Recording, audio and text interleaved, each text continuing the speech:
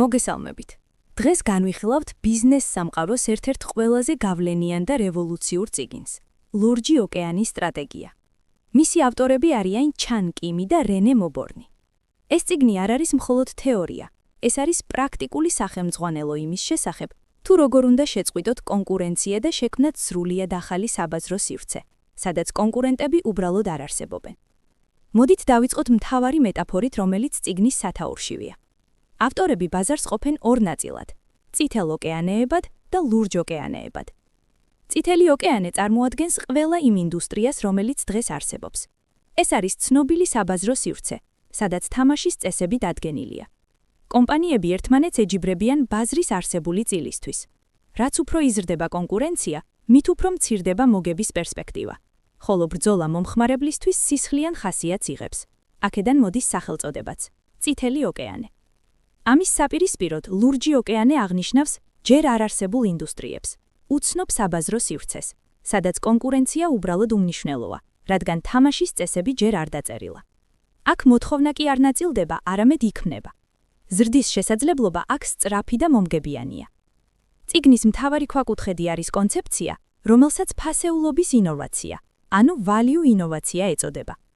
ტრადიციული სტრატეგიები გვეუბნებიან, რომ კომპანიამ უნდა აირჩიოს 2-დან 1, ან შექმნას მაღალი ფასეულობა მაღალ ფასად, ან დაბალი ფასეულობა დაბალ ფასად. ლურჯი ოკეანის სტრატეგია ამბობს, რომ ეს მცდარი დილემაა. თქვენ შეგიძლიათ ერთდროულად შეამციროთ ხარჯები და გაზარდოთ ფასეულობა მომხმარებლისთვის. სწორედ ამაშია წარმატების გასაღები. როგორ მივახციოთ ამას? ავტორები გვთავაზობენ პრაქტიკულ ინსტრუმენტს, რომელსაც 4 მოქმედების ჩარჩო ეწოდება. ახალი ღირებულების მრუდის შესაქმნელად თქვენ 4 კითხვას უნდა უპასუხოთ. პირველი: გაუქმება. რომელი ფაქტორები უნდა გავაუქმოთ, რომლებიც ინდუსტრიაში უკვე სტანდარტად არის მიჩნეული, მაგრამ მომხმარებლისთვის რეალური ღირებულება არ მოაქვს? მეორე: შემცირება.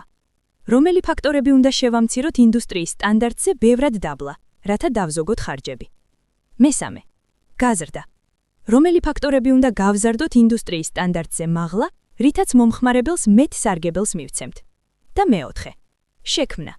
რომელი ფაქტორები უნდა შევქმნათ ისეთი, რაც ინდუსტრიაში აქამდე არასდროს არსებულა? საუკეთესო მაგალითი ამ სტრატეგიის გასაგებად არის ცირკი დიუ სოლეილი.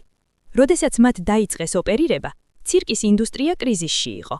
ტრადიციული ცირკები ებრძოდნენ ერთმანეთს ცხოველების შოუებით და ცნობილ ჯამბაზებით, რაც დიდ ხარჯებთან იყო დაკავშირებული. ცირკი დიუ სოლეილმა გამოიყენა ლურჯი ოკეანის სტრატეგია.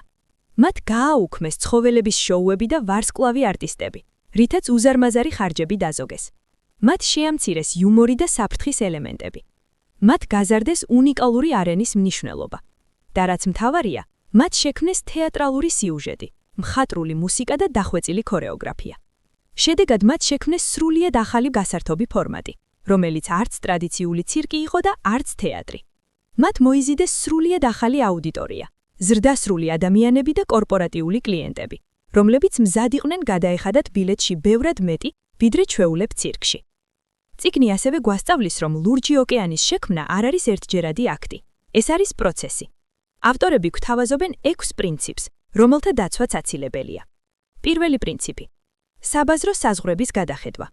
ნუ შეხედავთ მხოლოდ თქვენს კონკურენტებს, შეხედეთ ალტერნატივ ინდუსტრიებს. მაგალითად, კინოთეატრის კონკურენტი არ არის მხოლოდ სხვა კინოთეატრი, არამედ რესტორანიც, რადგან ორივე ემსახურება საღამის გატარების მიზანს.